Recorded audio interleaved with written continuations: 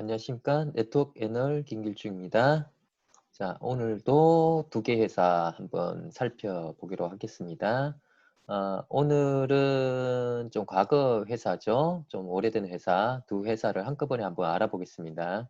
어, 허벌라이프하고 유니시티를 같이 한번 알아보겠습니다. 자, 다들 공정거래위원회에 들어오셔가지고요. 정보 공개에 다단계 판매 사업자 클릭을 하시고요.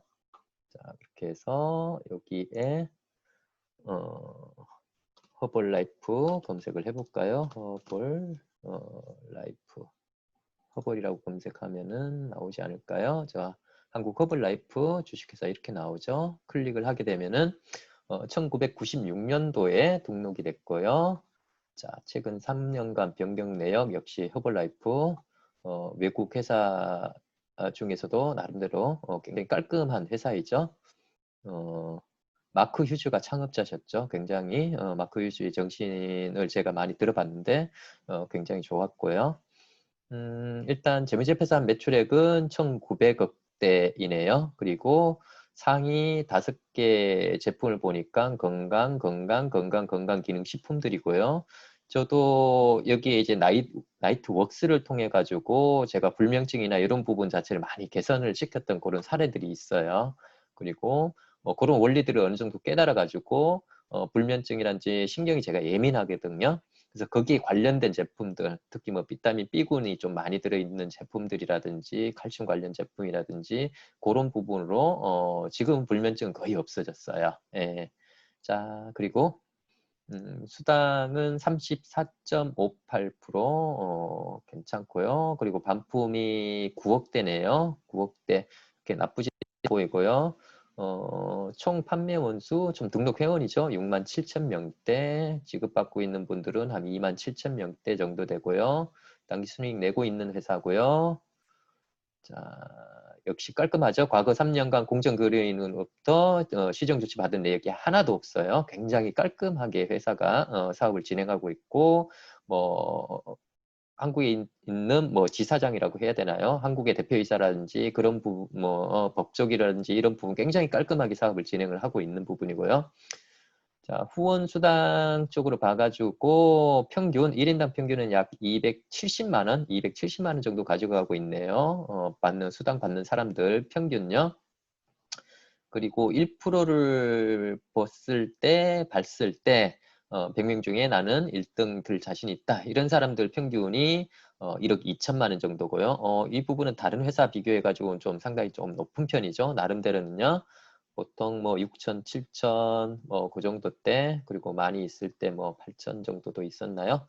자, 그리고 후원 수당을 1억 원 이상 받는 사람들 그런 사람들 같은 경우가 자 보자고요.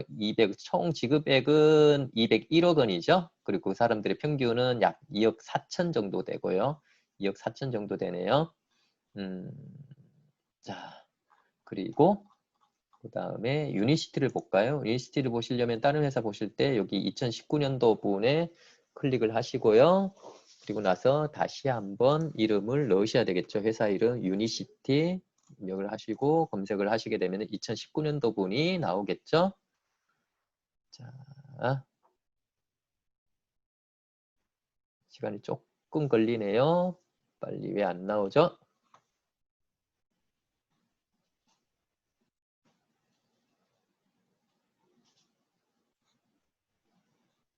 자, 드디어 떴습니다. 자, 유니시티 코리아 클릭을 하고요. 클릭을 해서 자, 자료들이 자, 나왔습니다. 자, 유니시티 코리아 여기는 유한회사네요. 여기는 95년도에 설립이 됐고요.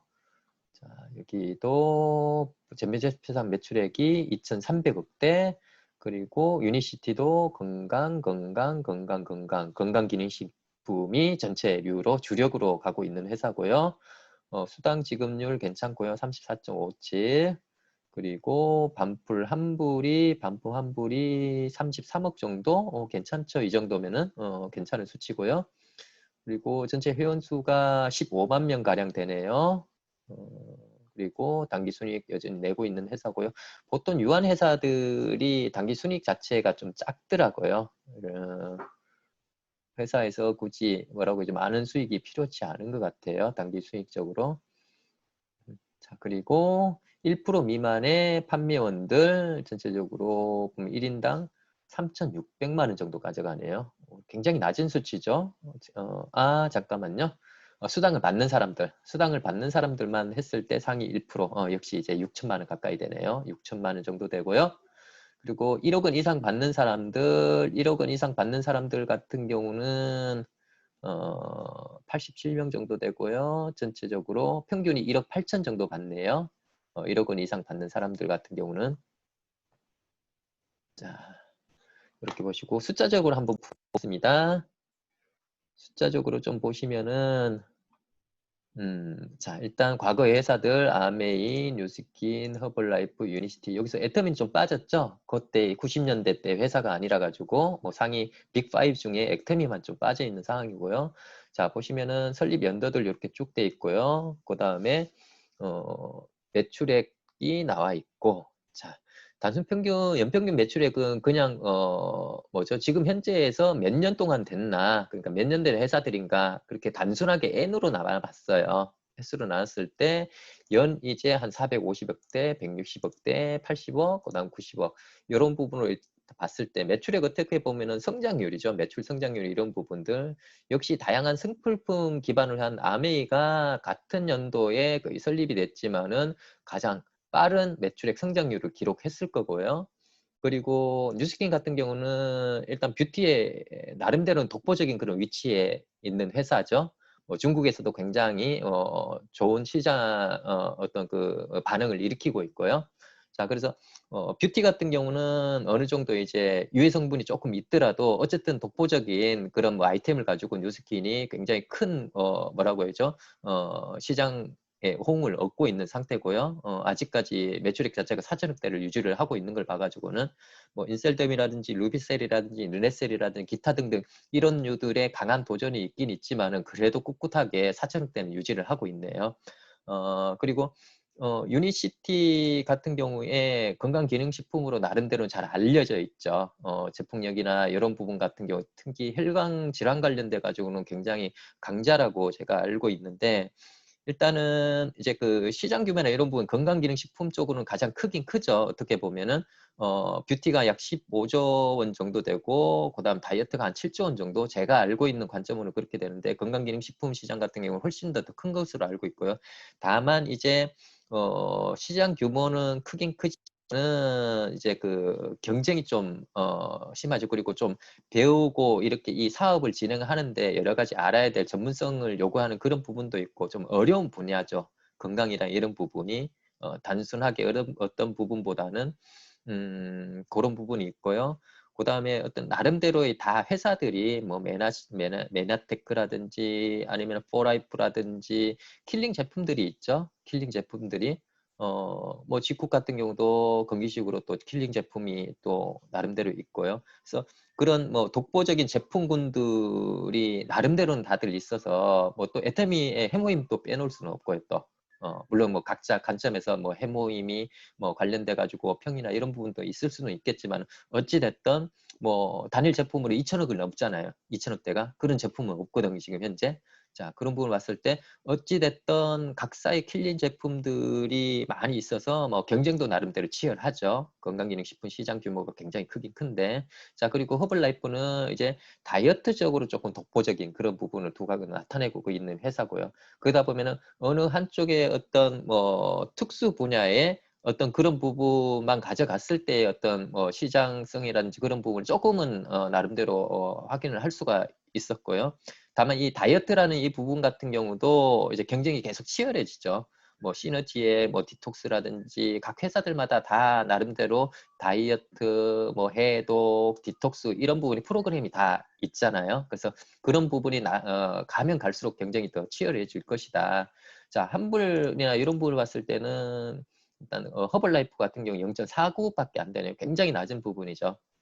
자, 어떻게 보면은 굉장히 긍정적인 표면적인 수치 자체는 긍정적으로 볼 수도 있고요. 그러니까 종이장이라고 하더라도 아무리 얇더라도 이제 그 양면이 있는 거잖아요. 어떤 면으로 봤을 때는 뭐 반품하기가 좀 까다롭게, 아주 까다롭게 되어 있을 수도 있고요. 뭐 그게 회사 규정이다 아니다를 떠나가지고 또 약간의 뭐 스폰서 라인이라든지 이런 부분에 뭐 그런 부분이 있을 수도 있고요. 이 부분은 어느 회사든 마찬가지일 수도 있을 것 같아요. 아니면 그 회사의 문화일 수도 있는 부분이고요. 여러 가지 그런 각도들이 있겠죠.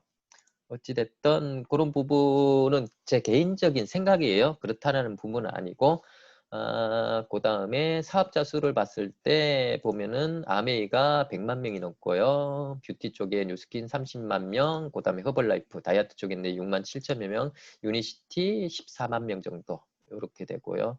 일단은 이제 그 시장 규모가 상대적으로 좀 작으면서 특수한 그런 부분으로 갔을 때 시장 규모가 어느 정도 된다는 부분은 이 부분을 통해서 좀 참조를 할 수가 있고요. 멤버십 구축이라든지 그리고 소비자 비율 같은 경우 뉴스이 그래도 이제 어떤 소비자 비율은 상대적으로 높네요. 일단 수당 받을 의지가 있거나 수당을 받았던 사람들을 제외한 그런 소비자만 이제 율로 따졌을 때 소비자 비율이라고 하죠. 그리고 객단가 같은 경우 허블라이프가 소비자 포함 객단가 280만 원대고요. 사업자 객단가는 한 700만 원대 정도이고요. 일단 뭐 제품의 매니아가 많다라면 또 이 객단가가 올라갈 수가 있겠죠. 그리고 아니면 또 유지해야 되는 금액이 크다라면은 또 이 객단가는 또 올라갈 수도 있고요.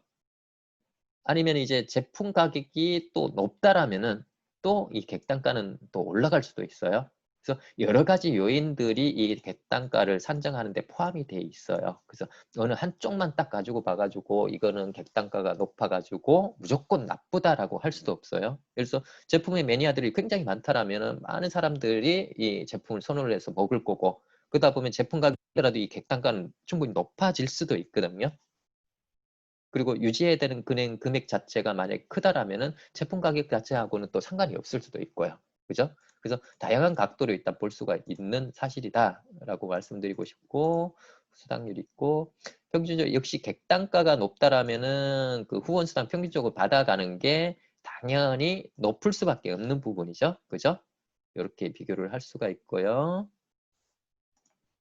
자, 근데 이제 유니시티 같은 경우는 보시면은 객단가 자체가 140만 원, 후원수당 평균. 여기는 그렇죠? 맞죠, 맞죠. 예, 제가 잠깐 착각을 했네요. 자, 객단가가 높으면은 당연히 후원수당 자체는 높아질 수밖에 없고요, 평균적으로. 자, 수당 비율을 봤을 때 그 1위 상위 1%를 봤을 때 일단 한국 아메이 같은 경우가 64%대고요. 나머지는 50%대, 40%대가 있네요. 허블라이프 유니시티. 자, 이런 부분이 있고요.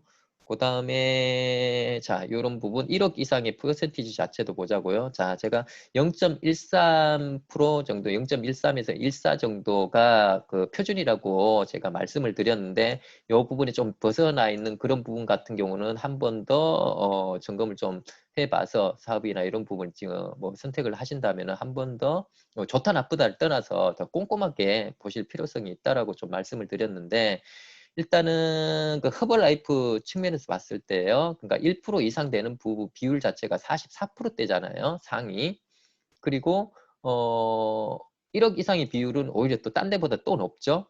그러면 이렇게 표현할 수가 있죠. 뭐냐면은 이제 뭐라고 그러죠? 뭐 중간층 자체가 상대적으로 좀 얇고 위쪽 같은 경우 두껍고 아래쪽 같은 경우 두껍고 그렇게 표현할 수도 있겠죠. 예를 들어서 뭐 로드샵이나 이런 부분을 내 가지고 그 밑단에서 그러니까 돈이 뭐 한 달에 뭐 2, 300 정도 이렇게 내는 층 자체가 어느 정도 있을 수가 있고요. 근데 중간 단계나 이런 부분이 상대적으로 좀 약하고 그리고 윗단 같은 경우는 좀 셀 수가 있겠죠.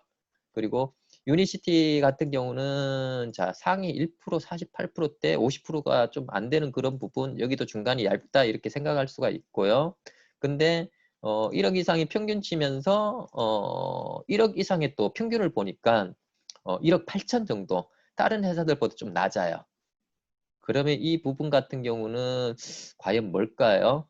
어떤 큰 꿈을 가진 사람들 그런 분들이 이 사업을 진행을 하려고 할 때 또 나름대로 생각을 좀 해보셔야 될 것 같고요. 어찌됐든 이 수치로만 봤을 때 그 상위의 탑 리더들 같은 경우는 타사 대비해서 과연 어느 정도 메리트가 있을지 한번 수치들이라든지 이런 부분을 한번 공정위에 들어가셔서 한번 보시면서 나름대로 뭐 사업을 하고 있는 사람들이 어쩔 수 없지만은 사업을 하고자 하는 사람들은 나의 꿈의 크기와 여기서 받아갈 수 있는 그런 부분의 수당이라든지 이런 부분을 같이 좀 보시면은 좀 좋지 않을까 싶습니다. 자, 이상 오늘은 허벌라이프와 유니시티를 중심으로 해가지고 각자 이제 그 1995년 6년도에 설립됐던 회사들을 조금 수치적으로 비교를 하면서 나름대로 다뤄봤습니다. 다음에는 또 다른 회사를 가지고 찾아뵙겠습니다. 감사합니다.